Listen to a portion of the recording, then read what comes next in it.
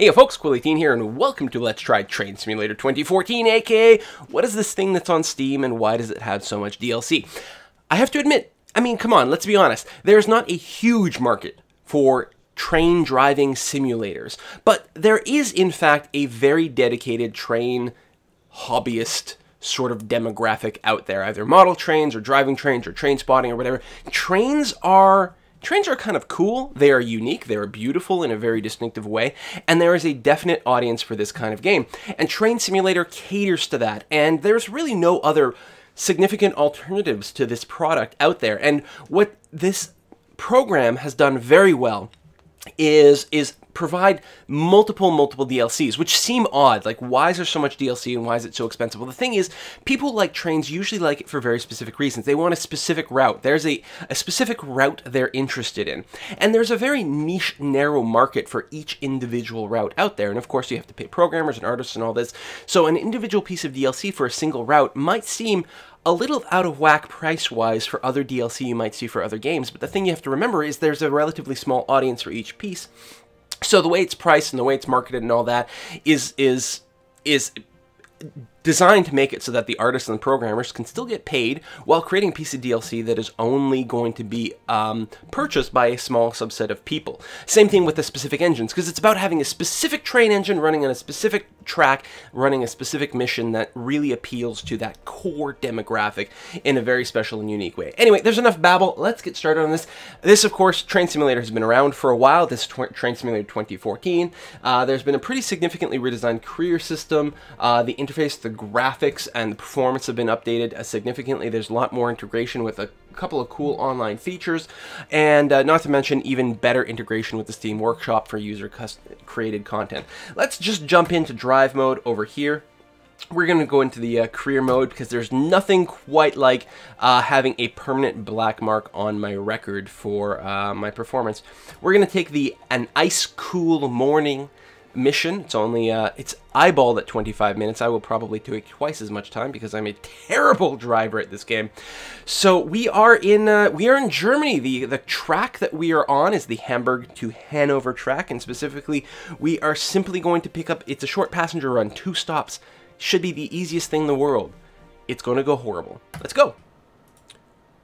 Alright, so this morning you're tasked with collecting passengers at Hannover Hauptbahnhof Gleis 7, where you will then continue to journey to Celle?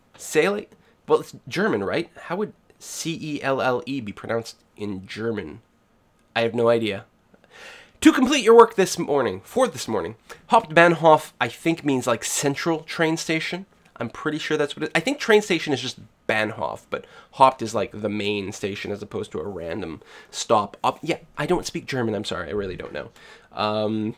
Yeah, so this is going to be a 2-stop mission. If we bring up the, I think it's 9 key, there we go. We've got a task list of 2. Pick up passengers from here, drop them off there. That's all there is to it. This is the graph of the actual rail tracks. And from here, we potentially have the option to do some signaling changes, but I don't think we have to on this mission.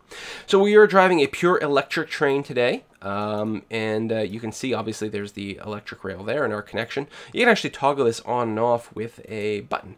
See, now we're like basically unpowered. We wouldn't be able to do a whole lot of that without being connected.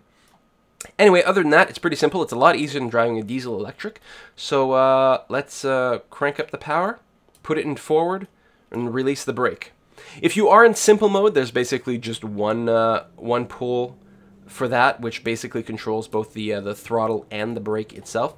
Over here we've got our speed. The 40 beneath here is our speed limit. It's 40 kilometers an hour in this particular area, but very soon we're going to jump into an area with 60. There is a signal coming up. Let's go into the front view.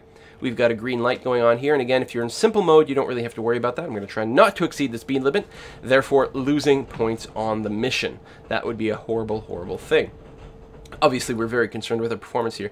I love the detail in this game. Like, look at this. We can look around the cab, and even we can use these controls directly. This is the throttle here, so I can, as soon as, we should be passing the 60 in a moment here. As soon as the last car goes through, then our speed limit should officially change to 60. There we are. Oops, I meant to throttle up this way. I mean, isn't that What a brilliant level of detail. Keep in mind, I have no idea what any of these controls do. One of these is going to be the windshield wiper. I don't know which one that is. I mean, I know what it is on my GUI over here, which is that. You can turn that off with F4, and then you only get the pure in-cab GUI, which, frankly, I've got to think if you're a purist, that's the only way to play. But I'm not a purist, so I'm going to keep using these controls. I'm going to try to find... It's going to be a relatively low percentage to try to maintain our speed. It looks like we're losing a little speed, maybe bumping it up to 14%. No, now we're gaining. We've got to watch this carefully. Don't want to go over 60 or we'll start to lose points. Whoops! Cancel. That's not the key I wanted to hit. I wanted to hit 2, not F2. Get the cool list outside. I was actually in Germany recently. My first time ever, and I did take an ICE train to go from Köln to Dusseldorf. I was returning home from a trip. Oh, there we go. It's 110 kilometers an hour. Speed limit here. So we can crank that way, way up. Now, I do have to pay attention to the signals as they come up, because here... What? I'm not speeding. Why are you giving me a speeding penalty? Did I speed up too soon? I don't know. But these signals here... Oh, and it will drop down to 60 again, so let's drop that down ahead of time. Yeah, so it tells me there's a signal coming up, but it doesn't actually show me what the signal is. I have to visually sight it here in expert mode.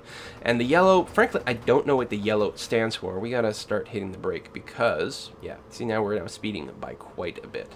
Let's slow this right down. Right down. Why does it say 40 now? Is it 60 to 40? I actually don't understand how these speed limit signs work, but there we go. At least we're not speeding now. We can release the brake. And this green area, this represents the stopping area, so we just want to be able to stop in there. And that's a lot trickier than you think it might be. It's very easy to overshoot that green stopping area. But yes, I was returning to the airport in Dusseldorf from Cologne, and oh, I'm speeding again. God damn. This is rough. It's a lot easier when I'm actually not doing commentary for this. I was able to do a full run without breaking the speed limit at any point, but that is apparently not going to happen today. So we'll just drop the brakes, but we'll keep the throttle at 0. It'll slowly drift it down a tiny bit, and I believe, again, we are lined up. Where's the center player? Where are we? Yeah, I think we are on the right line. I think it would tell us on here if we were not. So we're going to start applying a little bit of brake here. We'll turn to the outside view. And what we want to do is stop so that the entire train is in the green area, ideally. And come to a complete stop, and then open the doors. Now, on one of my test runs, I forgot to close the doors, and then started to move again, and that was an automatic game over. Turns out, there's a possibility that you might murder people that way. But there's me, driving. I do like that little bit of detail. Also, some of these camera views are of the inside of your train, so you can actually see your passengers. Again, very neat. And I think I should throttle up just a little more. I think I was coming to a stop a bit prematurely. Ability to zoom in here is cool. Like, zoom in the actual controls here, and oh good, they're all in German, so I have no hope of reading what any of them do. Fantastic. Again, I stopped a little prematurely. Come on, release the brake. We're not even lined up. The entire train is not inside the station yet. We can scooch up a little bit more. There we go. Kill the throttle and apply maximum brakes. Maximum brakes is not quite the same as emergency brakes. Oh, we also want to stop our reverser. We're at a complete stop. Good. Let's go to the external view so we can see this next step and hit the unload button, which opens the door. So our passengers are going to get off, get on, and this little meter here will show us the progress of our passenger exchange. And once this stops off, hope my mouse is being recorded properly, but it's just the one over here on the left side of the dash. Once it's reached the maximum time, we'll be able to close the doors and depart. Now, at this point, we actually have to do a reversal, because we are currently facing the wrong way. We actually want to reverse out of this station the other way, which we can do by hitting Control Plus on the keyboard. There we go. So we're now in the opposite end of the train. So if we look out the front dash, you can see one side, the other. This is how we came in. This is where we want to go out. So we need to stop for a tiny bit longer. Wait for the last of the passengers to exchange. I have to, like, the detail in this game just does blow me away. I mean, look at the city. Like, they go. I mean, I guess you have to have something to look at when you're driving train, right? I love the fact that there's a moon in the sky. There's the snow coming down. In fact, if we go in the front view, there we go, successful stop. Now move to the driver's cabin at the other end of the train. We've already done that, and proceed north to Cell. I guess? I don't know. Turn on the windshield wipers, which actually does, like, remove the little raindrops, snowdrops. So brilliant. And let's take a look. Oh, close the doors automatically for me. Okay, maybe last time I just left too fast. So we can throttle up, go forward on the reverser, drop the brakes, and we should start moving out of here. Good. Keep an eye on the speed limit, which starts at 60.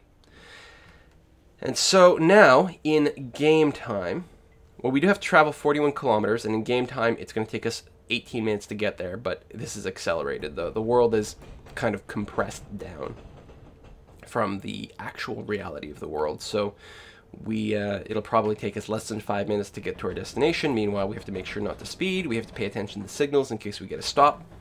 There are even other trains on the tracks from time to time, so you do have to be aware of all these details. And wow, you can play this game with the Xbox controller, and I am using the mouse for this because, frankly, I feel like it's the more correct way to play this game because, oh, there's another train. Because it feels like you're taking the levers and pulling them backwards and forwards, but you can play it with the Xbox controller. I don't know if it's available for consoles, I have to admit, but it is very compatible with the Steam sort of big screen play, the TV mode version. It's going to be, oh, I'm speeding. It's going to be very compatible with the, apply a little bit of brake, there we go. It's going to be very compatible with the Steam console when it comes out, but I have the Xbox controller on my desk, and every now and again something causes it to vibrate in the game, and it scares the crap out of me because it's just sitting on my desk, and all of a sudden I hear this little rattling sound. And every time there's a moment where I'm not sure what it is. Let's take a look at our passengers. Aren't these the same passengers that were here before? It'd be nice if I could, like, walk around in this view, but I can't. You know, go around, ticket please, ticket. I guess that would be a different game. That would be like Train Ticket Agent Simulator? I don't know. But it'd be an awesome game. Then you find, like, the young punks that haven't paid. You get to throw them off. That would be awesome. Like, while the train is still running, of course. For maximum authenticity. Because I'm pretty sure that's how they deal with people who are cheating the ticket system. If it's not, then I'm going to be highly disappointed. I say, this is not in real time, is it? I don't think so. I guess on my test runs I was watching some Doctor Who on Netflix while I was driving, so maybe the time was going by a little bit faster.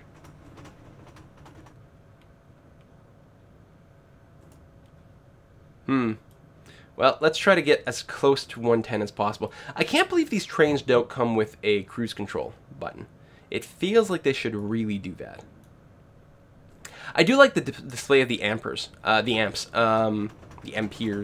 When you're driving a diesel-electric train, you actually get the RPMs and the amps. The interesting thing about diesel-electric trains is they're called diesel-electric because, so they have diesel engines. They burn diesel fuel, right? But the diesel engine is not connected to the wheels in any way whatsoever. The diesel engines simply run a generator. They generate electricity. What was that buzz? There was a buzz, but I don't know what it was. Hopefully it was okay. The diesel engines simply generate electricity. And then the electricity is used to power electric engines that actually drive the train forward. And to a lot of people that will seem crazy, like why this level of indirection? And the thing is that, first of all, electric engines, electric motors are actually very, very, very efficient. And diesel engines are also very, very, very efficient if they're allowed to sort of run at their own speed, in a sense. And so that's what you do. By having this kind of indirection, the diesel engines can just sort of run in a relatively reasonable fashion without too much, I don't know, resistance or too much of a direct load. And they can run in a very efficient fashion, generate a bunch of electricity, and then use the electric motors to actually drive the train forward. And it's clearly a system that works. I mean, that's why we use it. It sounds completely inefficient, but if it were, then we wouldn't actually use it. So I think we're some sort of express train here because we are blowing past a lot of actual stops, but it's not part of our mission to stop there. So I guess that's I guess we don't need. Is the speed limit really 160? Good God, this is like driving on the German highways. Again, when I took a train to go from Cologne to Dusseldorf. But when I landed in Dusseldorf and took a taxi to Cologne, and it was probably the single most terrifying car trip I've ever experienced in my life. Because these are European cars, so they're very small. And which is good because they're very fuel efficient and they're less expensive. They use less materials, and it's just a better idea overall. But let's not deny it. European cars are small, and here we are on the highway doing 140 plus kilometers an hour. And if you're American, that translates to really fucking fast. Actually, don't know what that is in miles per hour. Let's see. 100 kilometers per hour is 60 miles per hour. So 140's got to be like, I don't know, 80? 85? Something like that. You know, let's call it 88 miles per hour. This is basically fast enough to be able to go back to the future. So it was terrifying. Plus, I mean, taxi drivers are not well known for making passengers necessarily feel all that secure. Anyway, we are coming up on our stop. Well, no. This is Gleis, whatever, number 1. We want number 5. So it's green, but I don't think we're actually supposed to stop there. So why is it green, though? I'm applying some brake here, but whatever. Let's just burn through it. Not on our mission list. I don't know, the fact that it's green probably means we're supposed to stop here. Well, we're going to find out. Well, maybe we'll get a penalty to our score for not doing it. All these people are like, why didn't our train stop? Apparently this clock is now in real time. And I was sure, when I did Train Simulator 2013, the clock was not in real time at that time. So, sorry about that. I was probably supposed to stop there. That's probably why it was green. I wonder if I can open the door while I'm driving. What do these other knobs do? I don't know. So this one's yellow, so I don't think I'm supposed to stop here. It's interesting that speed limit's not any lower, though. Like, blowing right through a train stop without needing to slow at all seems kind of surprising. So we can look at the different camera modes. This is the flyby mode, which actually doesn't work very well right here because there happens to be some trees. Internal mode, top down.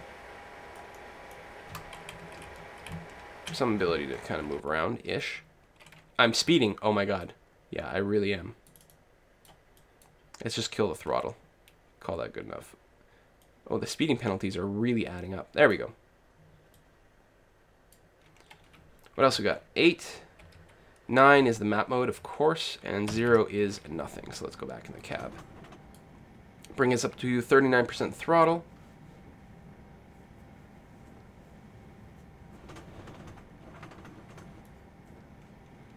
All right. So the German countryside in the winter is relatively monochromatic, which is unfortunate because it's normally quite pretty.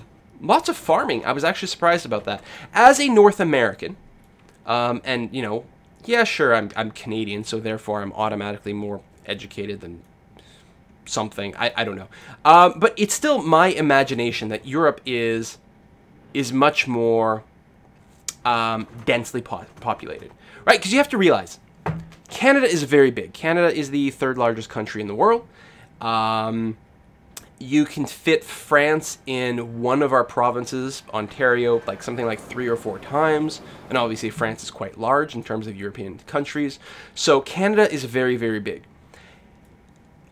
The entirety of my country has a population of somewhere around 35 million people. And all of a sudden there's a bunch of Europeans who are listening to this thinking, well, that can't possibly be right. No, that's actually right. Canada, which is considerably larger than all your European nations. Frankly, Canada's like, I don't know. I suspect Canada's probably bigger than Europe as a whole. Only has about 35 million people in it, give or take. And so based on my interpretation of how densely populated Canada is, when I think about Europe and its population counts, I therefore assume that there must be no countryside whatsoever. It must be 100% suburban sprawl. which is clearly not the case. Is the speed limit really going up to 200? Seriously? All right. Well, okay. Well, I'm not quite there yet. Hold my horses. I guess I am doing the ICE train, which is the Super Express. Which is the reason I took it to go from Cologne to Dusseldorf. And I was like, listen, yeah, sure, I'll take the Express, whatever. And they were like, oh, it's the people who were telling me what train to take at the hotel. They're like, well, you can take this one, but it's going to be really expensive. I'm like, you don't understand. I'm from Canada. To take, like, the only train available is going to cost me something like 100 euros equivalent. So they're saying it was really expensive. It would cost me something like 18 euros. I was like, listen, I'm fine with this. It's okay.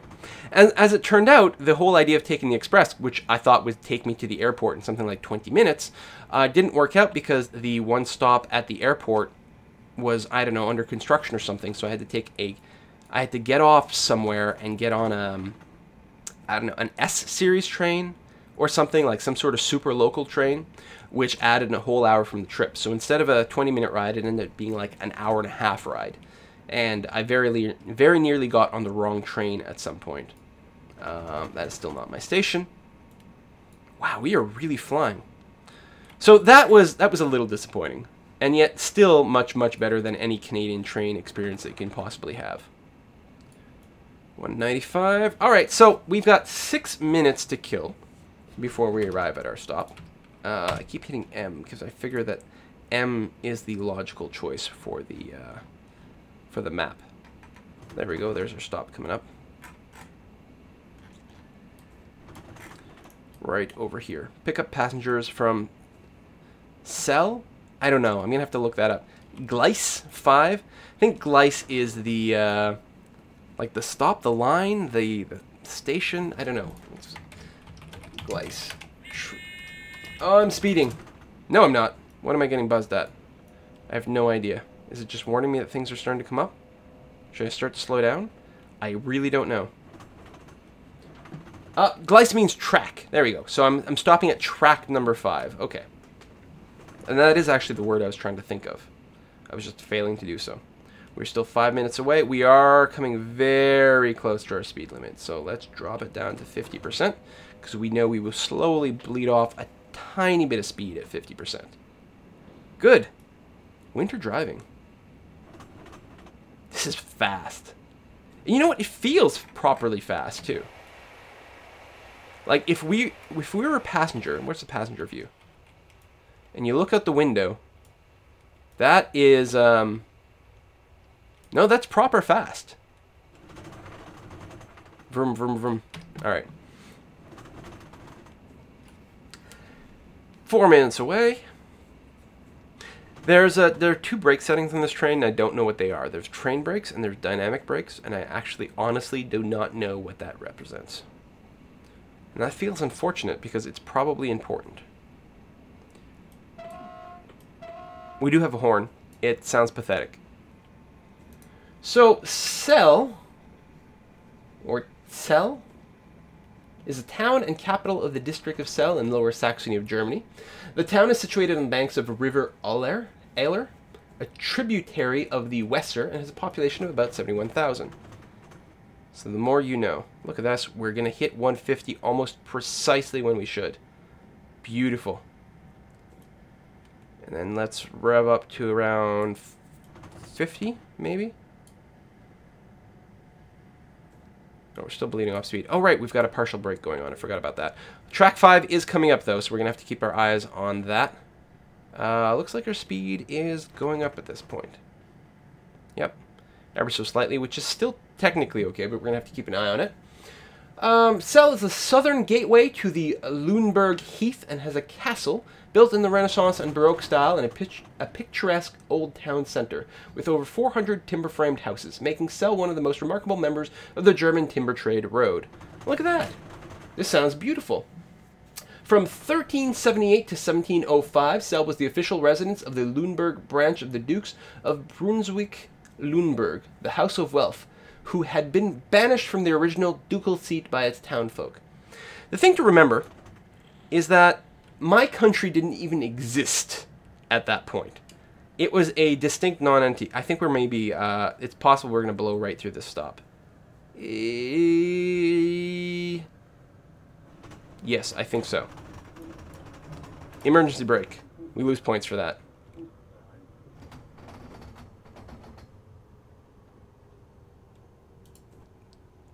Turn that off.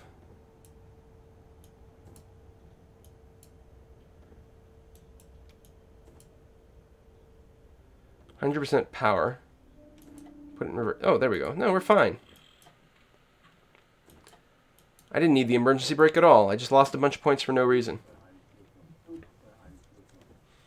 So yes, this whole town is considerably older than my entire country, which is just really very humbling to look at. Look, it's beautiful.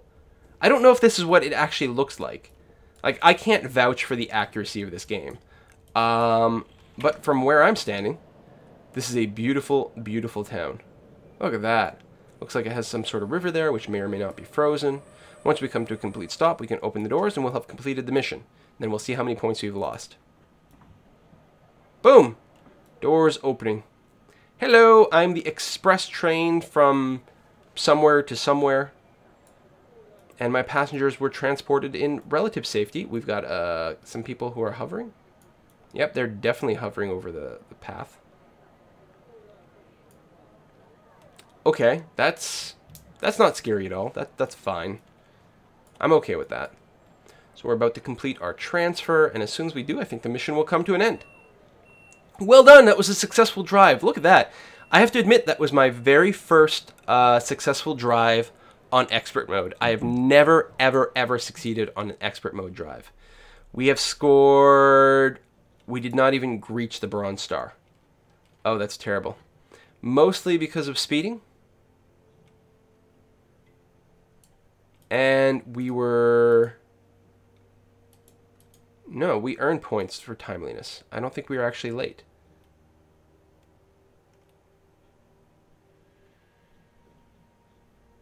No, mostly just lost a lot of points for speeding. And a few points lost for using the emergency brake button, which we really didn't need to use. Look at that. But not even a bronze star. Come on. Clearly I'm going to have to play it again. And again, and again, and again, and again. Anyway, thanks for watching this, this Let's Try. Hope you enjoyed it. Train Simulator 2014 is very cool. I do have to point out that it, in the past, Train Simulator has come on sale on Steam very frequently.